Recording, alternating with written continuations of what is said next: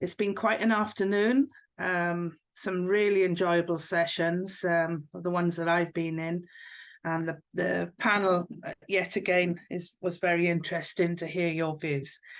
Can I please remind you that we do have a chat box, and in that chat box is our code of conduct, which we'd like you to adhere to.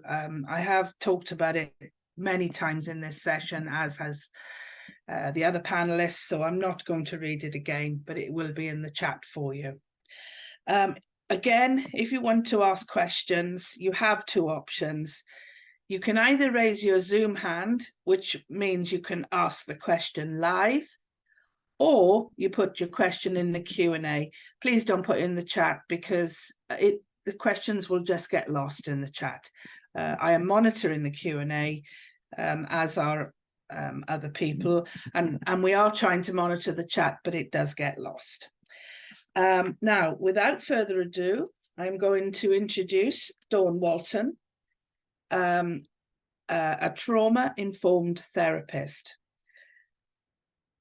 Dawn is also a mentor and speaker that has helped over 1,400 people aged 8 to 88 in the last 10 years. She's developed the behavioural loop to support parents after finding that the school system does not have the capacity to deal with the issues of young people.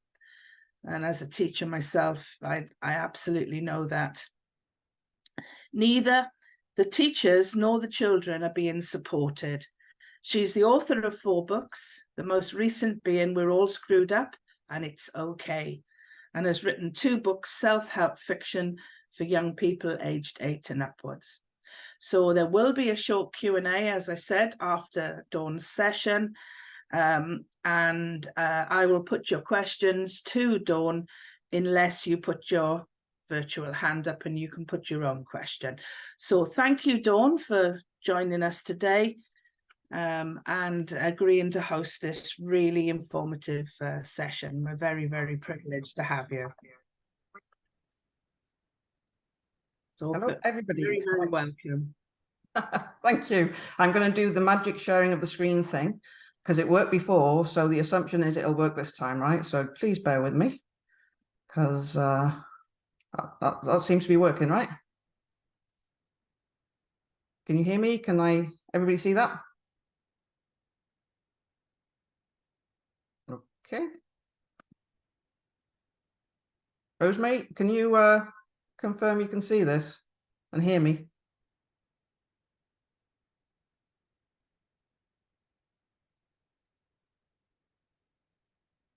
Okay.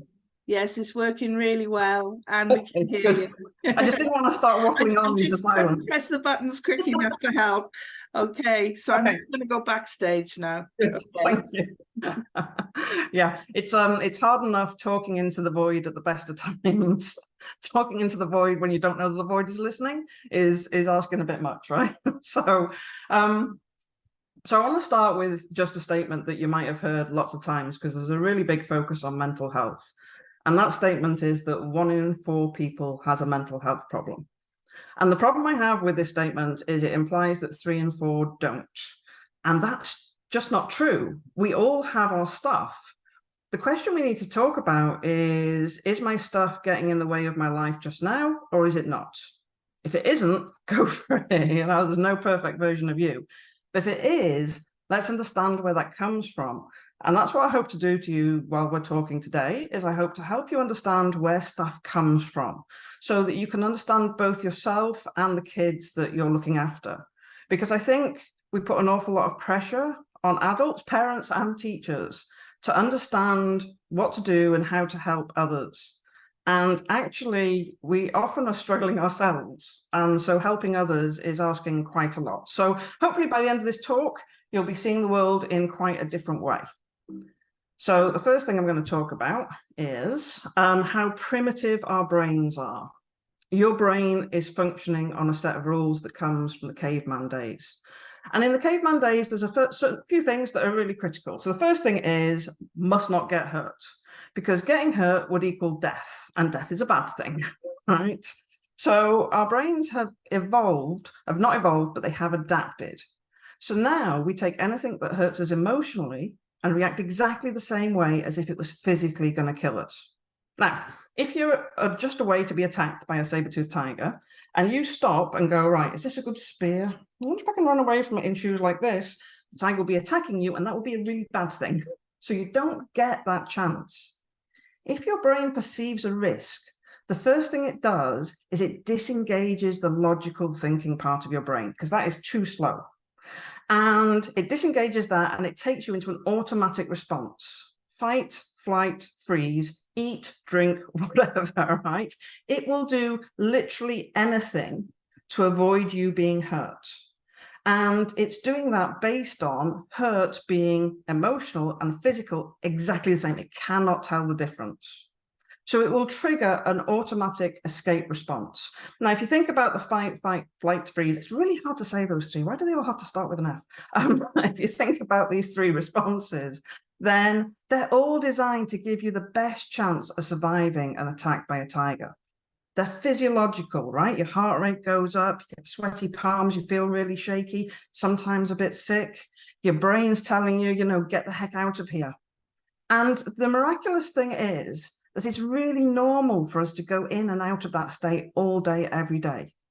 Because all day, every day, your brain is scanning. It's scanning to say, right, this moment I'm in just now, does it match anything that I've ever experienced before? In particular, is there some risk?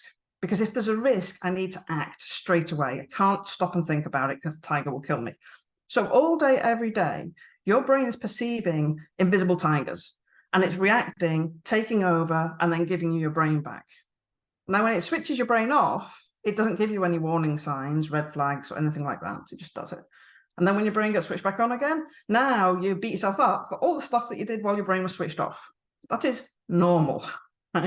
So I have a friend who, at the start of the year, she was driving along and a spider crawled across her dashboard. Now, spiders are in the top 3 phobias in the UK and probably most of the world, apart from Australia, where it's perfectly valid. So she was terrified of spiders, and a spider crawled across the dashboard while she was driving her car. So she went, spider, probably not quite so polite, pulled into the lay-by, jumped out the car, grabbed a guy that was walking past, asked him to go get the spider from the car, which, fair play, guy went to get the spider from the car, but worst case scenario, couldn't find the spider in the car. So he had to come back and say, can't find it. So she had to get back in her car, blocked up all the vents, drove home, and then posted on Facebook so that we could all have a bit of a laugh afterwards. Now, for some people, especially those who aren't scared of spiders, that seemed really crazy. But for me, I'm just describing a woman who literally thought something was in her car that was going to kill her, and yet was still able to drive all the way home. I find that mind-blowing. So what I find mind-blowing is that you, the kids in your care, and everybody around you, despite your brain almost literally telling you you're a way to die, is still able to overcome that and still able to do those things.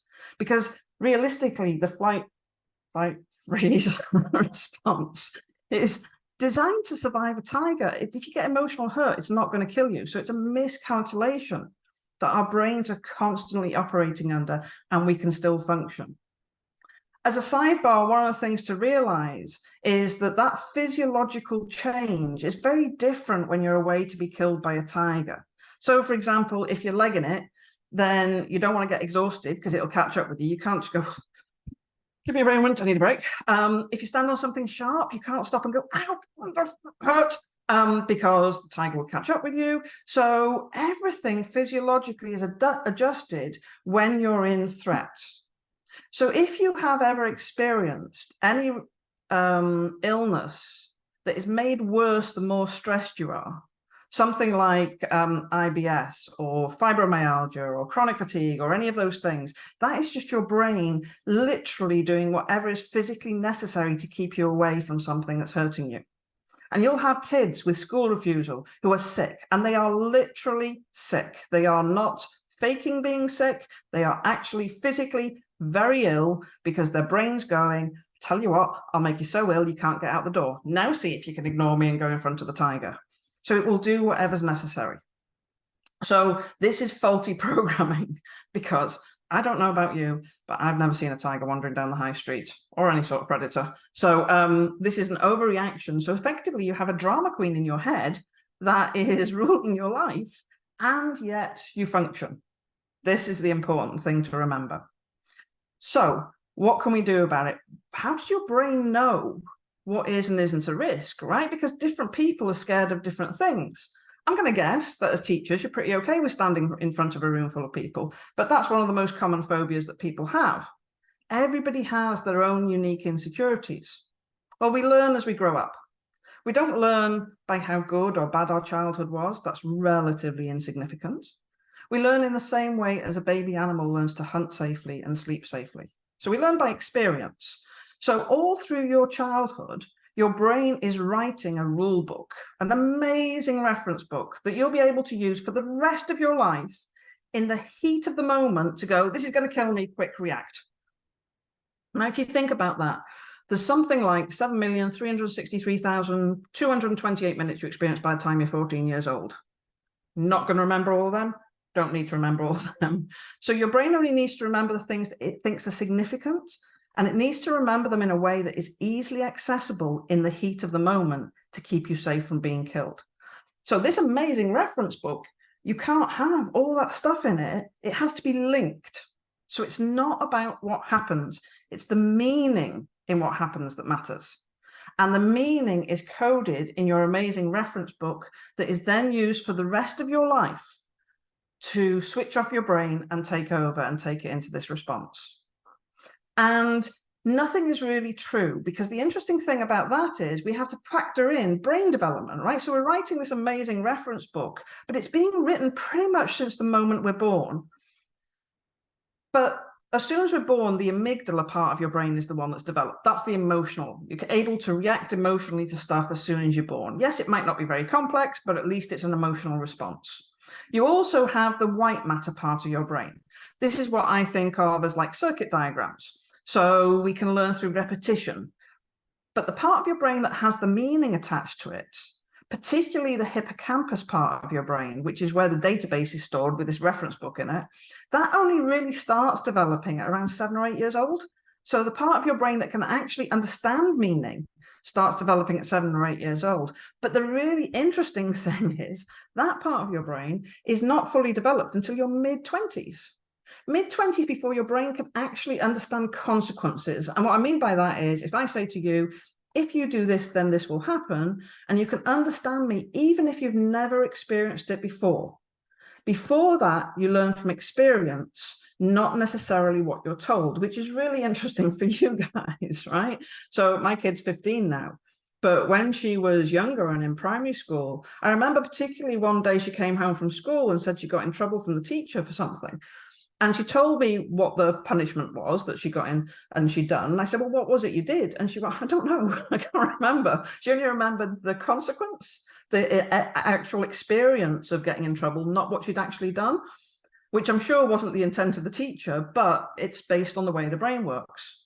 This is why when a child is young, if you put hot food in front of them and say, don't touch it, it's hot, the first thing they do is go, ow, right? So we learn by doing an experience more than we learn by being told, especially before our brain has fully developed, which is mid-20s. This also, by the way, is the reason why very often if somebody's going to have a breakdown, they have it late 20s, early 30s, because your brain kind of goes, oh man, I just processed everything that happened, but you can't go back and change it. So this brain development, this rule book, this thing that we're using to switch our brains off, this little drama queen in our head that's going to die for the rest of your life, that's finished by the time you're 16. So something that happens at 3 years old is given exactly the same way to something that happens at 8 years old and something that happens at 14 years old, even though quite clearly what hurts a 3-year-old is very different from what hurts a 14-year-old, but your brain can't tell the difference. And the way I'm trying to represent it here, I don't think it really works, but it's conceptual, right? So if you wanted to store a circle in your brain, but you wanted to do it in a 3-year-old brain, they only have like black or white blocks. You'll notice children are very black and white in their thinking. Everything sucks. Nobody likes me. Nothing ever goes right. I mean, we tend to do this as adults anyway, But as children, we particularly do that, which isn't a big deal, except when their brain's going, oh my God, this is the worst thing ever. I could die. I'm never going to experience this again for the rest of my life because it hurts. Then we've got a real problem with this black and white thinking. So we have this amazing reference book that's all linked, that's full of stuff that we thought hurt us and was a way to kill us that clearly never did. So a simple example would be, let's say you're 3 years old, you're in the garden, and your mum pops into the kitchen to get you a drink. And 3-year-old you turns to say something to your mum, but she's not there. And your brain goes, oh my God, wrong, in the garden, we've been abandoned. Put it in the rule book, right? Now, that experience, that near-death experience of being abandoned in your garden, it doesn't matter that your mother reappears 5 minutes later. Your brain doesn't go, oh, I was wrong. It's okay, I'll just delete that. No, it stays there. And then every other experience you have all the way through childhood validates it. It's true because. And then as an adult, you get dumped in a relationship and your brain goes, oh my God, this is just like that time we were abandoned at 3 years old in the garden. And you have this massive emotional reaction to it. This is normal. This is what we've all got going on all the time. And the problem is it's sitting in the non-thinking part of your brain. It's sitting in the switched off part of your brain. So no matter what you say, it doesn't change the way somebody thinks because they're not choosing to do it. It's just a part of them that is doing anything it needs to protect them from being hurt. So, okay, all good in theory, but what does this actually mean in practice? Okay, so let's talk about the concept of a trigger. I think a trigger is a fairly well-used term these days. And a trigger is essentially something that happens in the moment that your brain matches to from a past experience, and it delivers a reaction, i.e. your brain is switched off and you have this automatic response. So let's think of this like a spider web, right? The way a spider web works is a fly can land anywhere on it, and the vibration will be sent through to the spider. And that will make the spider respond, right? So a trigger is an event that happens that sends a signal to your hippocampus, goes, boss, should I react to this? Your hippocampus checks its database, and then in response, creates a response if necessary, regulates your emotions accordingly, and makes the next thing happen. So you'll find that a lot of people, when they're working on themselves, when they're talking to therapists, they talk about how to make the fly land more softly, you know, how to not be triggered, or they'll get rid of bits of the spider web so that the spider can't get there quite so easily, but it'll still find a way through and it'll grow other bits, right? So if you really want to get rid of a trigger, you need to find the root, the point at which it was miscalculatedly, that's not even a word, put in there, and you need to get rid of the spider, because then the fly can do a clog dance on the spider web and it doesn't really matter. So this might be frustrating for you if ever you've sought help, that you might get frustrated that you haven't made the progress that you'd like to make, or somebody's giving you a task to do, or even if you're working with a kid and you've asked them to do something and you find they can't do it. It's not their fault, it's not your fault. Your brain gets switched off on you because you've got a little drama queen in your head, and there's nothing you can do about it other than work out why your brain's getting switched off on you. So a simple little story that explains how this works in practice is when I was younger, I wasn't fed particularly well. And so when I had an apple, I ate the whole thing except the stalk. I actually kind of, you know, did anybody ever tell you that if you eat the apple pips, it'll grow a tree in your stomach? I kind of thought that would be quite cool. But anyway, I would eat the whole thing. And then one day I was eating an apple and I bit into it and I had half a worm left in the apple. And I went, oh, there's half a worm in the apple. Spat out what I had in my mouth, ate around it so as not to waste the apple, carried on. Years later, a friend said to me, would you like an apple? I said, no, I don't eat apples. And she went, how can you not eat apples? And I went, well, there was this time. And her look on her face was like, ugh, which seems a lot more reasonable than eating around the worm, doesn't it? I mean, like a sick response.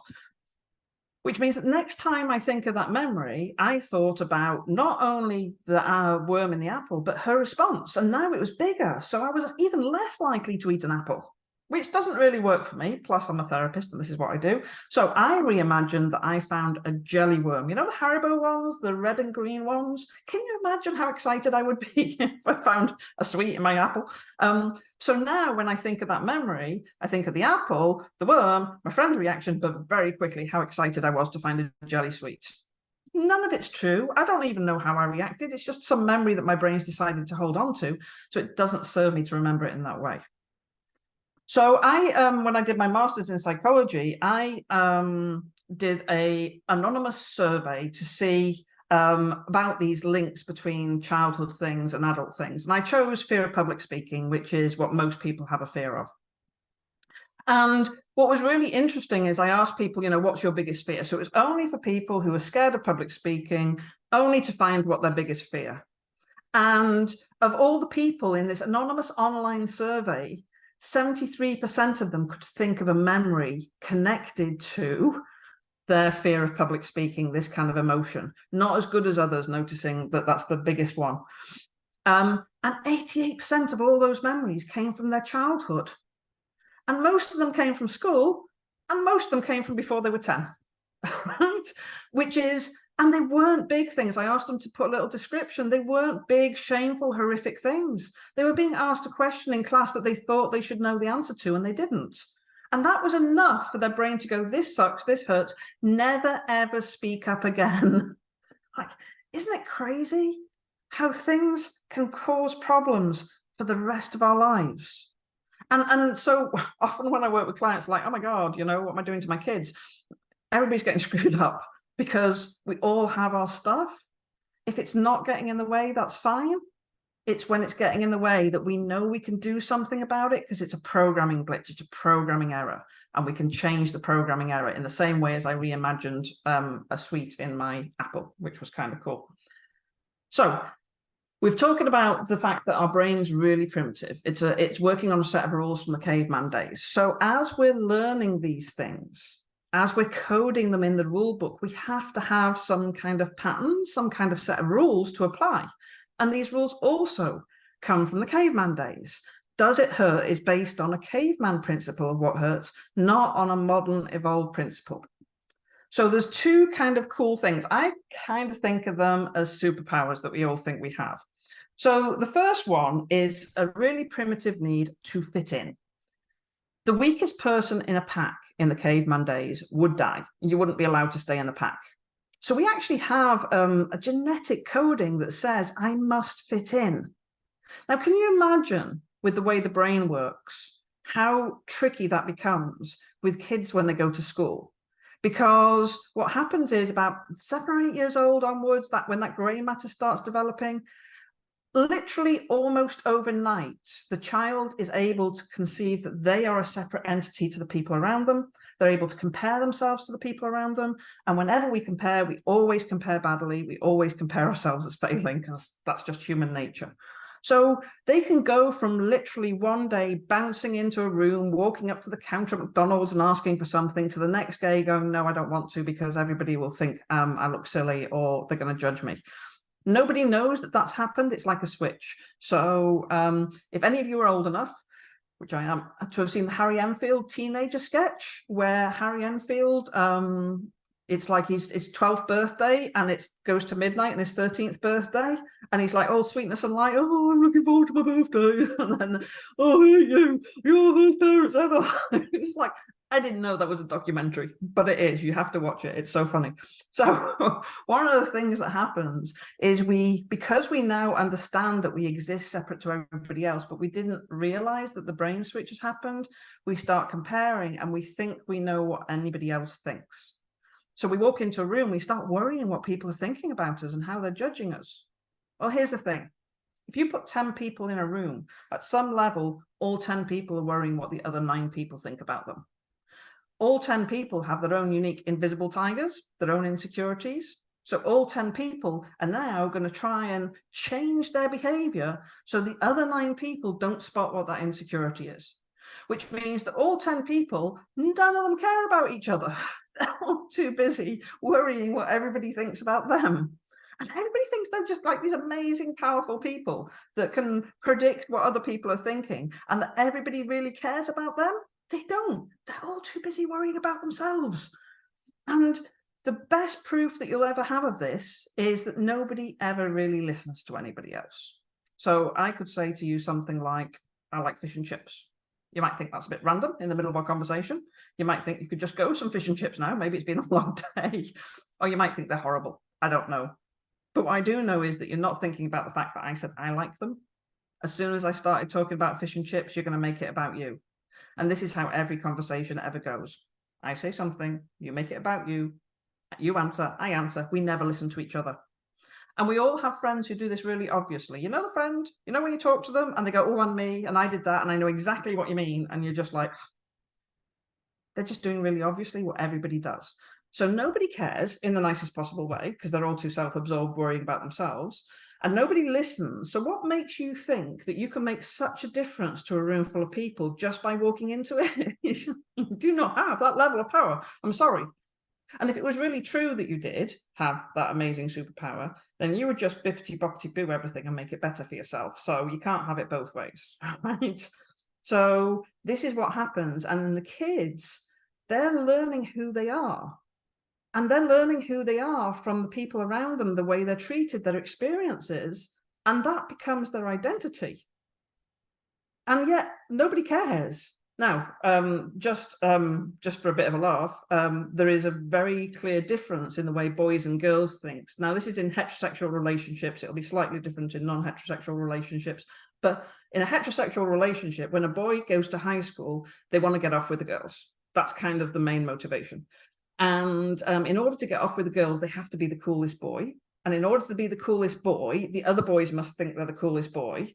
And for the other boys to think they're the coolest boy, they must act like the biggest idiots, right? So boys go to high school, start acting like idiots. So the other boys all think they're cool. And they somehow think the girls will like that.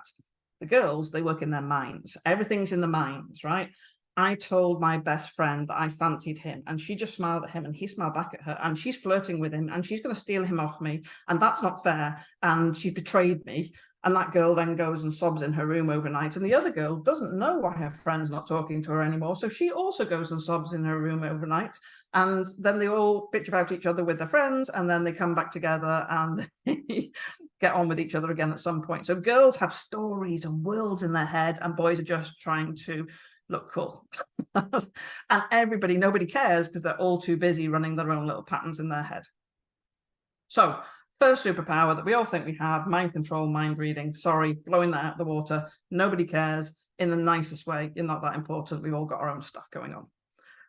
You think that was enough. But the second superpower that we all think we have is a magical ability to time travel, because we're all trying to make sure that we can control our environment, control situations, that we're not judged, but also that we don't do things wrong.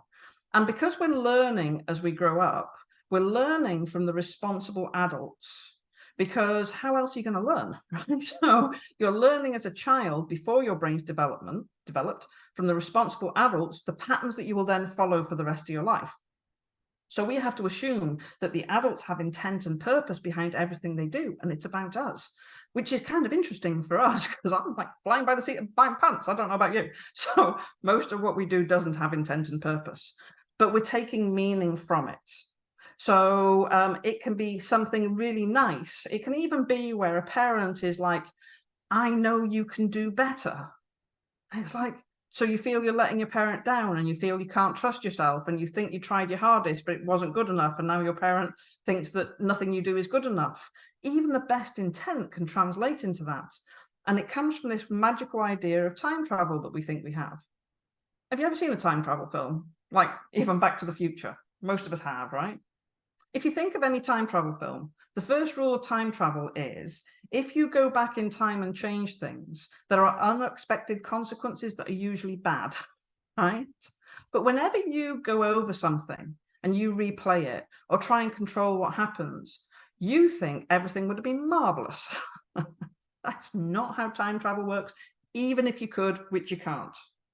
You don't have hindsight, you don't have do-overs, you always literally are the only version of you that you could be. and therefore the best. We are always the best version of us that we can be, because we don't have hindsight, we don't have do-overs, but this belief that we get growing up that we could have done it differently than we did when we're trying to learn about ourselves. We can't trust our gut. We're worried about failing. We're worried about getting in trouble. All comes from this magical belief in time travel. And you've probably heard the stories about all the 10,000 attempts that Thomas Edison did for the light bulb. You know, we like to talk about failure. I don't really think he had a clicker. 9,999, eureka, I've invented the light bulb. I was like, really? But I think we're trying to teach people to keep going. Actually, curiosity, and if you've ever studied any of the growth mindset, which I'm sure you have, curiosity is so much more important. It's not about what happens, it's about how we apply ourselves to it. So a far more interesting story for you is a guy called Steven Silver, I think it is, often get names wrong. He was a lab technician trying to invent a glue to create a glue that would stick aircraft parts together. So he's in his lab, mixing his glue, trying to get something that's strong enough to stick an aircraft part together. And he comes across a glue that sticks and unsticks. Now, if he was a rubbish scientist, he'd have been like, oh, I'm so bad, I can't do anything right. I mean, it won't even stick, let alone stick an aircraft together. But he didn't. Luckily for us, he was a curious guy. And he went, oh, that's interesting. And from that, he sold the formula to 3M, who gave us Post-it notes. So I think the thing that's interesting is once you get over your magical ability to time travel and realize you can only ever do what you do, then the thing that becomes really interesting is, actually, I have 100% evidence that I've been fine. I have all the determination I need to keep going, even when things are really hard. I've got the adaptability and the curiosity to problem solve and think my way around something. And I've got, maybe I'm caring, maybe I'm creative. We are born with core personality traits. They are not created through parenting. They might be allowed to flourish or suppressed, but they aren't created. Even twins who have the same DNA have different personalities. So we are who we are, irrespective of the events in our lives. And that leads to a really interesting model when we're trying to work out who we are. When the kids that you are in your care are trying to work out who they are, when you try to work out who you were when you grew up. So what does this all mean? Well, at the end of the day, what we need to think about are some various things based on these primitive principles. All behavior serves a purpose, and all behavior has a positive intent. Even if the output seems to be really destructive and really damaging, it is a positive intent. Your subconscious will protect you at any cost.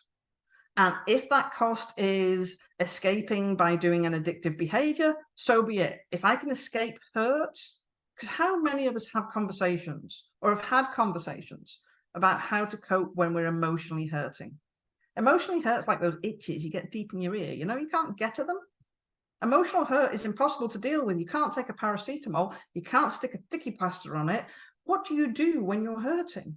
Well, you escape from it, you numb it, you do things like that.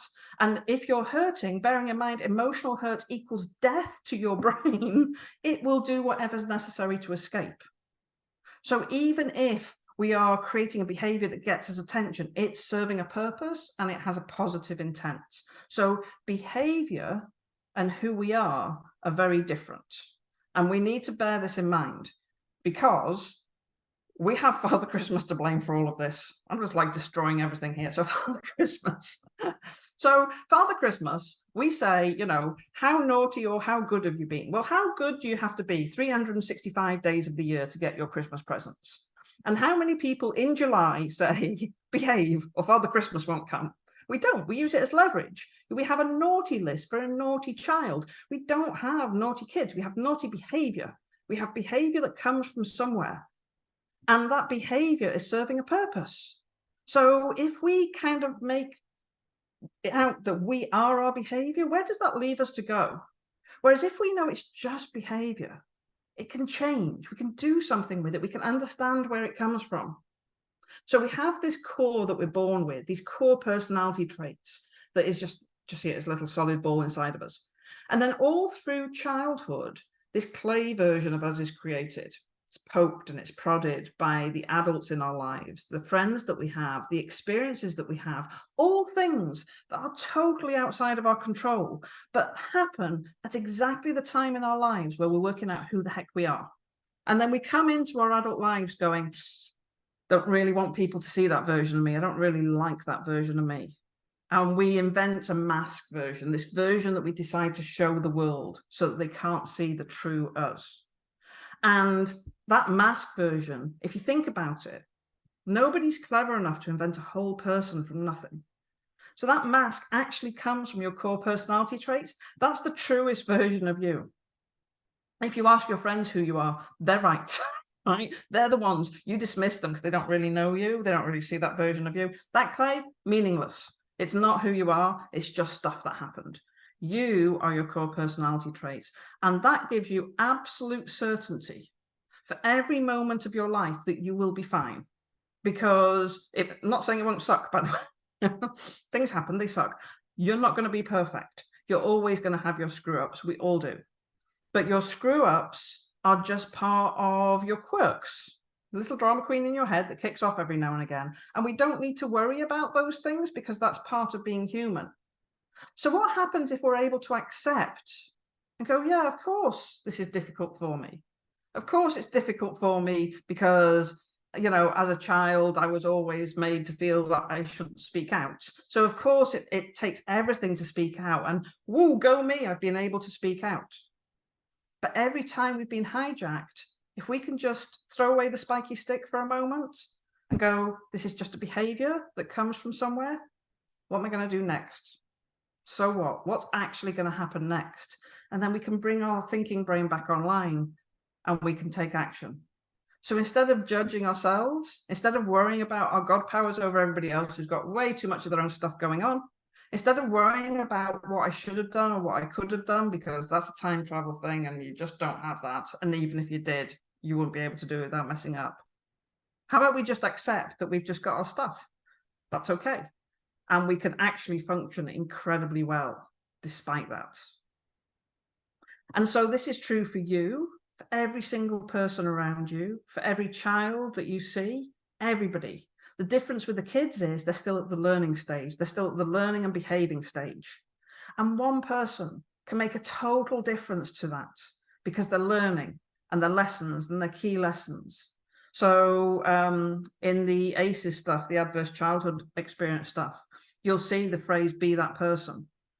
And what a gift to be able to be that person that actually sees beyond the behavior, sees beyond the structures that the child had put on them and help them see that there's something more to them than just that. That's a really cool thing. So this is about understanding yourself and understanding the kids and forgiving yourself for being human and having a drama queen in your head. So I want to end with just a simple little trick because, you know, we get hijacked. That's life. That's part of life. And it's helpful to have some things that we can do. So really, really simple trick. First one is we take our hand, I have hands fine, and we squeeze these two fingers. Now, this finger and this finger actually have a different nerve that they're on. So by squeezing them together, you're activating the nerve, which happens to send a calm down signal to your brain. It just takes the edge off. It's not going to be probably powerful enough for a full-on panic attack, but it's enough to take the edge off. But do you know what's really nice about this ability to just take the edge off? Firstly, it doesn't require much thinking to do it. By the way, don't squeeze so hard it hurts. You're cancelling it out. But you can actually squeeze somebody else's fingers and it would have the same effect because it's squeezing the two nerves. So that's just really simple, taking the edge off. And you will see sometimes people wring their hands when they're nervous, right? And that is going to cause some sort of relaxing effect. But these two fingers will give you the first hit. Now, the second one is we want to level up a little bit. So sometimes we are hijacked, which means our brain switched off. We're in fight, flight, freeze. This is a physiological response. So there is stuff happening inside our body and there is a mental interpretation. The experience of being excited, the experience of being angry, and the experience of being anxious are all physically exactly the same. It's your interpretation and the situation that defines it. So first thing is a physical distraction. We breathe. This is a breathing thing. You might have come across ones before. This is my breathing thing. So you breathe in while counting for 2 and out while 2. It's not seconds, just counting. In while 3, out while 3, in while 4, out while 4, and then keep going all the way up to 10. And then you go back down to 2. Now, if you're in a bit of a state, you're not going to get anywhere near 10. So you're just going to go back down to 2, go as high as you can, back down to 2, high as you can. This is really, really difficult to do without running out of breath, right? So it takes a lot of concentration, but at the same time, we're going to do a mental distraction at the same time. So a cognitive distraction. So I want you to think of a song you really like. Shouldn't be a song you don't like. And I want you to play it in your head. It must not be on headphones. You can teach this to anybody as well. It must not be headphones. Play it in your head. So imagine you've got a play button, press play, and then imagine you've got a volume button and turn it up max. So the song is blaring at the same time as you're doing the breathing thing. I am telling you now, it is physically and mentally impossible to panic at the same time. Now, this is an exercise you can sit and practice while watching telly or, you know, going on Facebook or whatever you do. You can practice at any time. It takes quite a lot to do it, but I can guarantee it's actually impossible to do anything else at the same time. So it's a good way of getting past an emotional hijack, which we can't think our way past because the emotions have taken over, and getting our brain back online. So hopefully that's given you an idea of why I started off at the start with saying that 1 in 4 people does not have a mental health problem. We all have a mental health problem. We've just got the wrong definition of mental health. Now, I've got a few resources. I do loads of videos on Instagram and TikTok, just with little sound bites, things. They are suitable for kids to follow as well. So I have quite a few kids. I do quite a few talks at schools, and quite a lot of the kids end up following me or messaging me afterwards. And I have 2 books for adults and 2 books that are designed for teens and upwards, or younger kids, and not young kids, but 8 and upwards. And they follow the Diary of a Teenage Mind Reader and Time Traveler follow a 15-year-old girl, 7 days in her life in the first book. And she has to experience school stuff, boyfriend stuff, family stuff, and she has a ninja and a caveman WhatsApping her. So it's called kind of self-help fiction, which I don't know if it exists, but it does now. And it kind of teaches the kids as they read them some of the things to think about not mind reading and time traveling. And that's why the Diary of a Teenage Time Traveler is the second one, because it really locks that in. My latest book is called We're All Screwed Up and That's Okay, which it's quite a personal book. So instead of using client examples, I've got lots of my own examples, so that's in there. And the first book, The Caveman Rules of Survival, really gets into where these primitive rules come from and how they affect your day-to-day stuff. All the books bar the Time Traveler one are available ebook, paperback, and audiobook read by me. I just can't face doing the Time Traveler one as an audiobook. Fiction books are really hard to read, so you can't get that one as an audiobook. But otherwise, you can just lurk and stalk and watch all my stuff and learn about how screwed up we all are and how that's perfectly okay. I'm going to stop sharing my screen now and go into the Q&A, I believe. Oh, thank you, Dawn. That's certainly given me a lot to think about. That was really, really interesting, and the way you delivered, it's been so different. So it's really, really good. We have only got time for one question, and I've chosen a question that two people basically feel this way. So that's Megan Walls and Victoria Henshaw. I really worry that the pressure that teachers are currently under is limiting our ability to support the children and young people we teach, who have themselves been subject to a really tough time, I think that she meant, tough time mentally over the last few years. How can we get out of this vicious circle? I thought that was a good question to end with. It's a really big question. It is. So this is why I write books. This is why I do talks. You can see a TED talk I've done as well, which is it's like 18-19 minutes long. So communication for me is the key. So now we have a bunch more people who understand that our stuff comes from somewhere. We don't have to be all judgy. We don't have to find labels. We don't have to do that. The more we can understand where things come from, the easier it is for each one of us as individuals to help. You know, you often have first aiders in school, or in all sorts of organizations. I wish we could have the concept of a mental health first aider, people that we give this kind of information to, that can be the support for the other staff and the kids, that actually, you know, it's not asking them to be like psychologists or anything, but just like, let's get where this stuff comes from, and let's have some really simple tools that make those conversations easier, rather than having to kind of feel that we have to fix things and be experts. I don't think we need to. I think we just need to get ourselves. That's really good. You're so reassuring. It's really refreshing. So hopefully that's answered that question. So we come into the end of the day. It's been quite a day.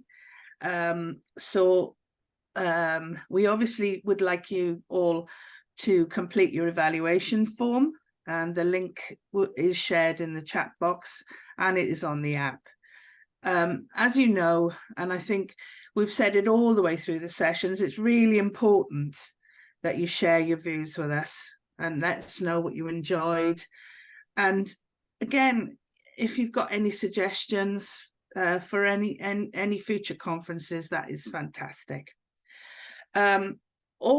All of the presenters from today are on the app, plus lots of resources, and all the slides will be on there as well. If you missed any session or have colleagues who couldn't make it today, the sessions have been recorded and will be cut down into short videos, and they will be available on the website in the coming weeks. Plans are in motion for next year's conferences, so please keep an eye on the website and newsletters for when they are and what information as it comes. I, on your behalf, would like to thank the speakers and the session facilitators for joining us today. We've had a really, really good day, and it's been very engaging, and it was so lovely to see a lot of you online. I'd also like to thank our wonderful staff for making this virtual event run so smoothly. It really is getting to be a slick operation, and for me as a chair, I knew exactly what I was doing. It may not look it, but I was briefed properly. So I can't thank you enough for making this event so smooth. And I'd like to thank all of you for joining us today. You know, it's very hard for us to give up our Saturdays, but these consultation conferences are so important. I think Jennifer said it in her session. We really do listen. We really do. And you saw in one of the panels that activists are getting involved. They're getting involved in the task force, the oversight group for improving the union, and everything that we've learned today will go towards that. So please keep being active in your workplaces. Keep checking that website for updates, and I just wish you all the best for the rest of the weekend. So thank you very much, all of you. So our conference is now ended.